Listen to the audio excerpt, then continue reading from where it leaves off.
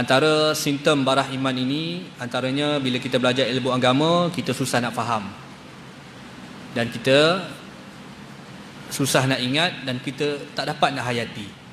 Ulama sebut ini ciri-ciri lemah iman. Jadi kalau kita rasa kita tiba-tiba dah sampai stage macam tu, kita kena ubah, cari ilaj, cari penawar dia.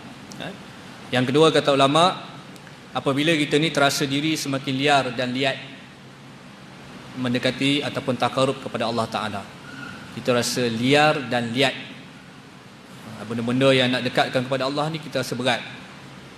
Ada seorang ustaz tu dia cerita apa, kalau kita semayang kat rumah, kita lepas semayang seorang, lepas tu kita tak semayang sunat qabliyah tak, dekat surau kita buat Alhamdulillah. Sebab itu satu galakan kita datang semayang jemaah ni ialah kita ada motivasi untuk buat solat sunat. Tengok orang semayang sunat, kita sunat. Tapi bila kita tengok orang semayang sunat, kita duduk juga tuan-tuan, macam ada gam kat buntut kita tu kan. Itu ulama sebut apa? Tanda lemah iman kita. Rasa liat lah, rasa berat, macam ada gam, tak bangun. Kemudian banyak antaranya bila mana kita baca Quran, terutamanya lepas baca tu rasa tak ada apa-apa je, tak ada satu benda yang berkesan dalam jiwa kita. Yang tadi kacau, gelisah, dia tak jadi tenang pun. Okey, baik. Dan bila mana kita solat, kita tidak merasa apa-apa. Baik. Antara sebabnya ulama sebut ada 4. Yang pertama kerana kejahilan kita, kebodohan kita. Kita tak mau mengaji, jadi sebab tu kita lemah iman kita tu mudah berlaku. Yang kedua ialah kerana kita dah tak pedulikan ukhrawi. Yang ketiga, kita berterusan membuat dosa-dosa kecil. Kita tahu benda tu salah, kita tahu cakap benda-benda macam ni tak elok, tapi kita teruskan juga tanpa rasa malu. Itu sebab turun iman kita. Itu ialah sebab mulut. Dan yang sebab hati ialah jiwa yang suka ataupun suruh buat dosa, iaitu jiwa yang baik, jiwa yang jahat ada dalam diri kita.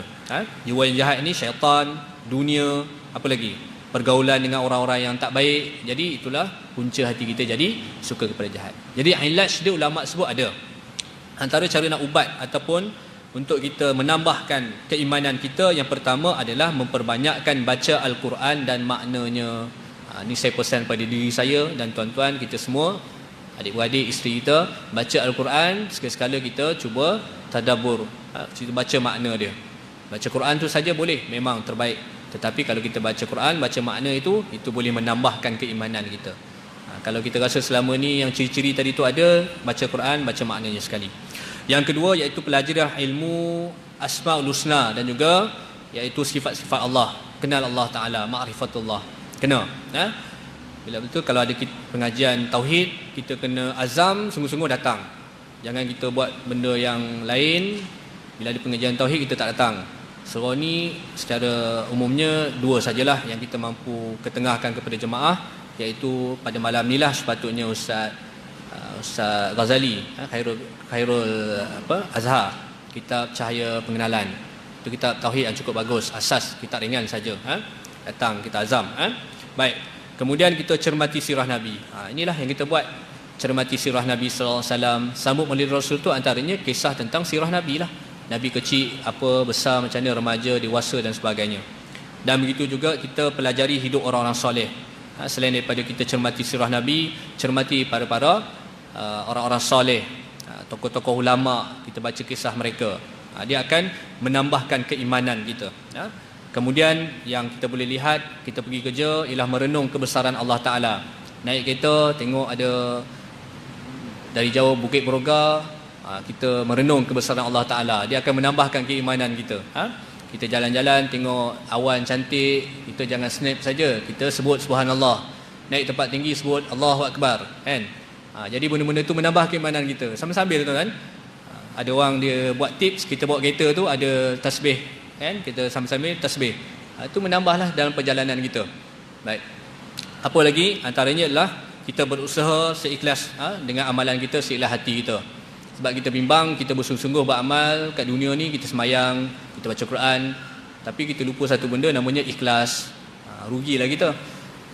Sampai ke akhirat esok kan, dengan amal puasa kita, dengan amal solat kita, kita terlupa satu kunci paling penting namanya kunci ikhlas. Maka terbatal semua amalan kita selama ni rupanya. Kita buat itu bukan kerana Allah, tapi kerana riaan, sum'ah, dan juga kerana semata-mata untuk kita membesarkan diri kita. Jadi sepatutnya begitu.